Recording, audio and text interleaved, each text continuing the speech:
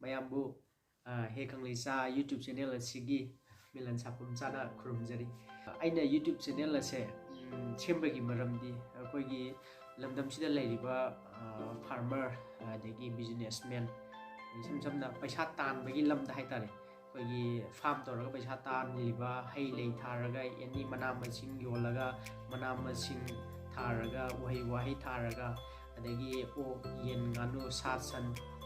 sigumba businessman hairagana koi grocery dukan phamani khangde hardware dukan phamani khangde even oil pump hangiba moi masing buje koina business na singhallaga makoidagi income laiba mayamse matongramna paisa kayam invest tawbono aduduga profit na kayam leibano koina tawduba business mayamse koigi farming gi lamda hairaga koigi hai yamna hai singlaba haitare khang hairaba mayam amana tawriba koigi thabak thoram mayam ase khangdaba mayam ama leiba even akhoi su khangde ado aina mayamda thamdingi sidi khangdaba aina thiru matamda khangba ngam khangeba aina khangibi sumaina mayam chap manana khangminana bagi haitare ina success oiraba farm tawraga bu oiro any yen nganu loiraga bu oiro dukan phammaga bu oiro ali mana masing yolaga bu oiro hai lei tharaga mana masing mayam si tawraga mai paklaba paisa tanbada mai paklaba musing ado aina makhoiga direct chatlaga interaction program oina wari watai saraga matau karamna makhoigi awa nungai adegi masida matam kayam changba adegi kari matau karamna kamai tawgi habdo madu aina direct chatlaga wai sanazarake aduga mayam makhoina matau karamna mai paklibno habdo mayam khangminase ado aigi video ase mayam nungaibiragadi makhatana haidi thaklapa matamda ihanana yengba phangnabagidamakta aigi channel ase subscribe tawbiyo aduga aigi video ase kari kamai tawbono haibado comment section da bibiramo andasu share tawba kawbigano ado lamdam sida leiriba easily now mayam koigi sarkar gi thapuk phangaudraba haitare lai sudi mayam tamuraga sarkar gi thapuk phangaudraba sarkar na mi khudimak thapuk piba ngamba natteba ado akoina thapuk tanari da mayam ma hokhiba adagi nupa woro nupi woro yum kai panrai matam yukhlapa sigumba mayam ma leirapadagi hosi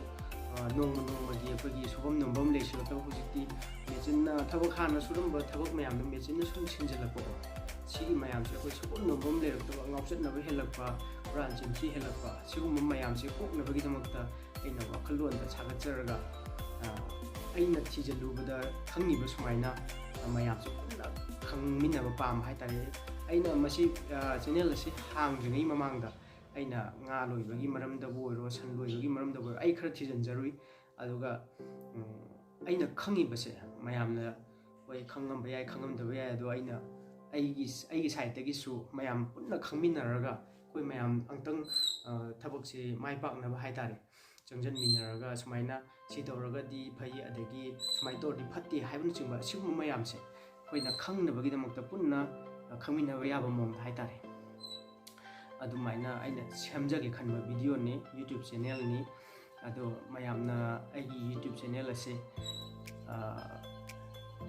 nungsibiragadi mayamna nungaibiragadi subscribe tawba kawbigano aduga madongi manak nakpade any farmer adi businessman mai paklaba haitare khungangduda lekai duda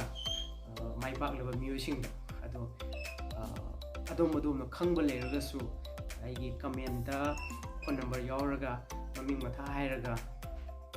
aigonde address dum ta bibiyo aduduga makoiga unabai program da su ay adum sinjarake aduga unage mayamna khangninga leiragasu banjing da pata adegi sahar da adegi kaithel da leiriba miyam se ai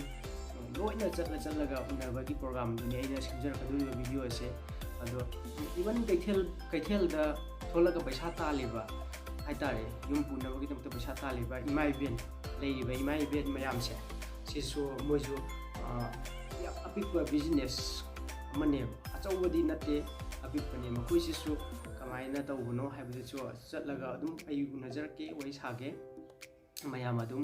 ngaibiyo tapna tapna ai adum tawjarake adagi hei lei thaba adagi lei tharaga paisa tanba yabra mayamdi adum lei yolaga paisa tale huji isam samna Kaching lamkhaida ju adum yengbiyo ko hei lei mayam puthoga pambi oina puthoga adum nursery da yola paisa tale yae ba khoi so masi tawbi yae ba bina ok loiriba ok amani sunata mayam loiraga tawriba ko adagi nupina thulaga nga semba yen semba ok semba ga tawkleiba masi ngasi nongma gi subum nombam si leiraktabnina nupa nupi sinbam khaida bida hujikse surabane ba adu mayamgi matam manghanjaningde ado ai video aina tawgadu video di ai gisu farm ama leijai ado ai farm dugi matam yuba update sudum pijarake mayam video ngai duna lebiyo ado subscribe tawudi kaubigano like comment share mayam ai video sin ngai bilgadi soidana mayam da share tawbiyo adu makhatana video thalo rakpada mayam support yawdragadi haitare koina ain tawjagi khalima thaw asi mai pakata nati mayamna nusigiragadi mai pakati ni mayam punna khamina buduni aina pambasu duga aina thagaliba video sidi mayam entertainment oiba video din nasadi aidi mayam gi oiba kanagadaba photo khallaga tawjagi khanba video ne do mayamna entertainment nati haidana waro bigano ai entertainment dudi marak entertainment hai tare aina tawriba introduction program se entertainment ni khallaganduda mayamna madu entertainment ni khallaga nungaina yembiyu hayo wa se haijarga mayam khurumjari thank you all mayam bye bye